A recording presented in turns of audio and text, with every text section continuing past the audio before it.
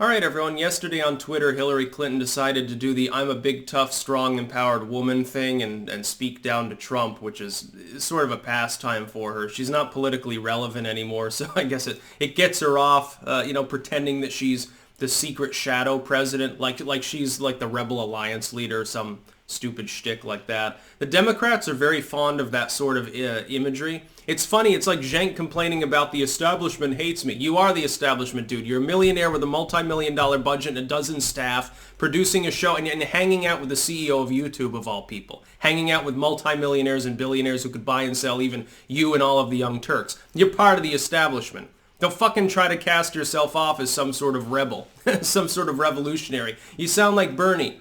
Happy 80th birthday, Grandpa. Oh, did I tell you about the time that I met Fidel Castro? Come on, dude. It gets old. It gets cringy. It gets very stale. But Hillary Clinton, she doesn't try to do that so much. She's just trying to get off and sell more books. And it was funny because she makes a tweet and she's like, well, let me be clear. Donald Trump doesn't have the right to cancel the U.S. elections. Like, are you responding to the fear-mongering fear porn of the legacy media? Are you trying to fact-check CNN at the moment? Because the only people that I've ever seen actually suggest such a thing is actually the Bernie bros.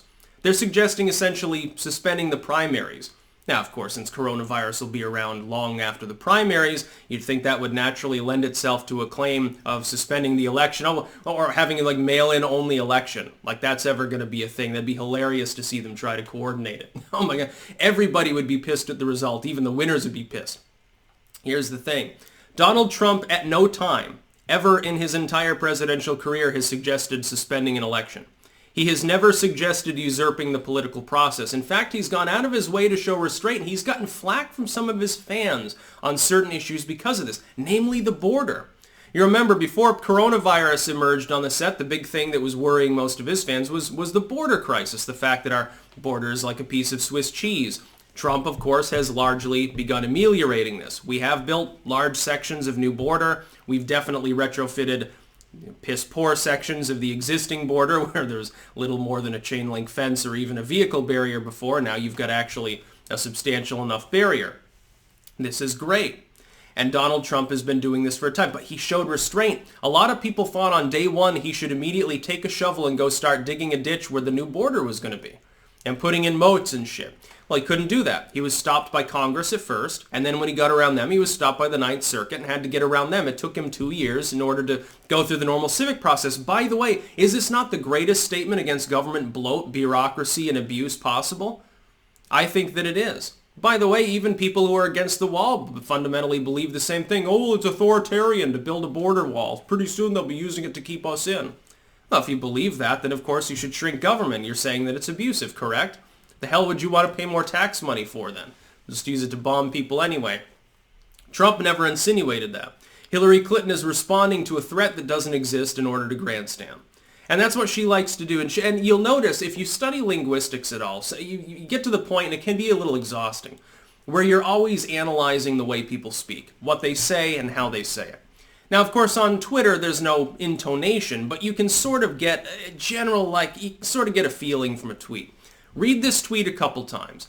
Does this not sound like someone who's trying to be hoity-toity and put themselves above the other person who is the subject of the tweet? As if to say, I'm more powerful than you, or you're a little boy, sort of like, nah, I can say what I want, I'm strong and empowered. Because that really gets her fans going. See, this is sort of a focus testing Clinton sort of strategy. Her fans want her to be the big mama bear and to speak down to Trump and do the meme sort of thing.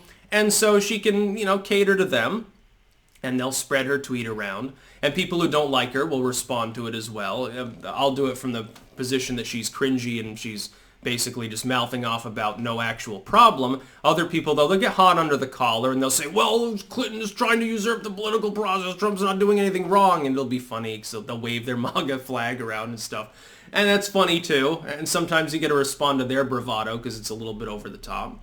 And ultimately, at the end of the day, she'll sell a few hundred extra copies of her memoir. She'll sell another speaking engagement once public gatherings are allowed. And of course, with the Clintons, usually it's like a $10,000 a plate gala anyway. So they don't have to worry. You don't need 100 people to be together to clean up at such an event. Oh, they can make a lot. They can make six figures in a night very, very easily. All they have to do is show up and give a half-hour speech. Sometimes they don't even do that. They just show up and they crack jokes and eat ice cream with Joe Biden. I wonder how much Joe Biden would cost. He's so confused, you could probably con him into coming to your birthday party for $20.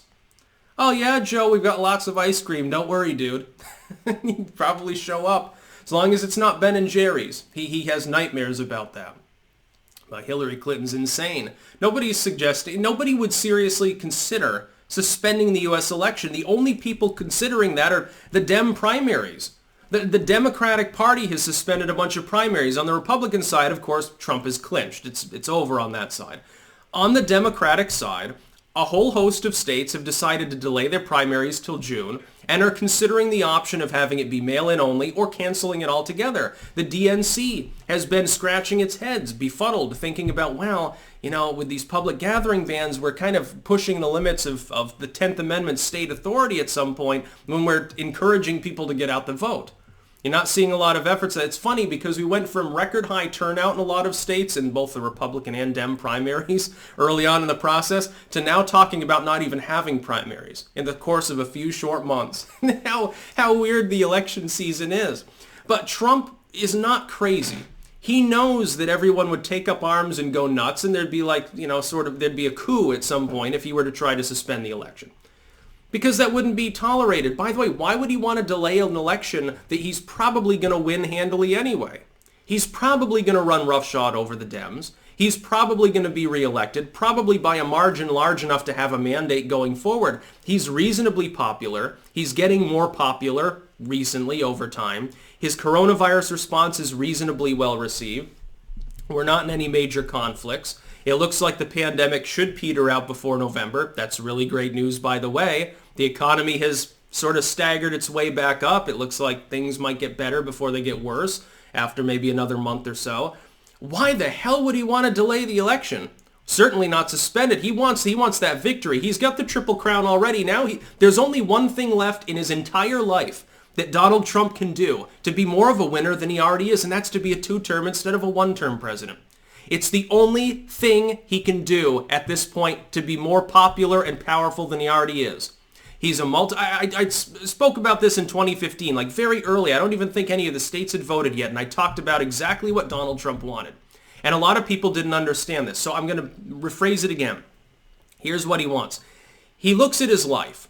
He's already got billions of dollars. He's got hundreds of properties around the world worth billions more. He's already got wealth. That's one of the pieces of the Triple Crown of true power, wealth. He's already got it. He's Donald Trump. He can go out and buy a plane tomorrow. It doesn't even dent his wallet.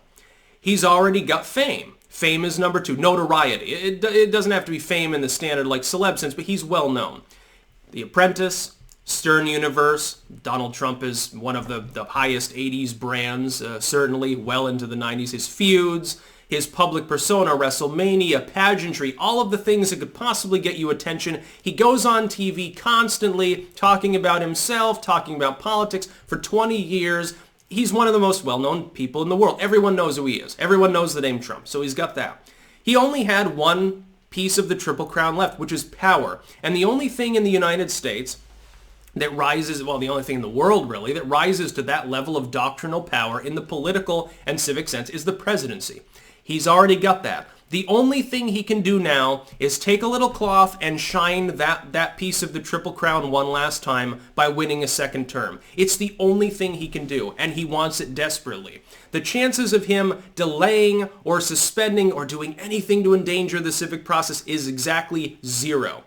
Because he wants it to be fair and square. He wants to be able to thumb his nose at all the people that have spent the last few years deranged about his existence as president, and he wants to be able to mock them. He wants another victory lap. He wants to mock these people and put them in their place.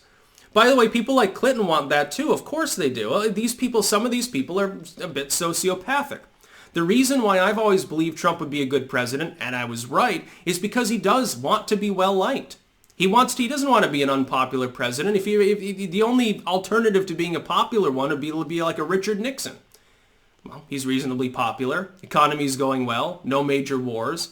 Pandemic response largely is a good thing. I think that things need to open back up in the next couple of weeks. But by and large, the public thinks that the response was fine. Yeah, absolutely. He wants to be reelected. He's not going to suspend the election. Hillary Clinton is doing this to sell more books. But that's, pure Clintonianism. That's about all.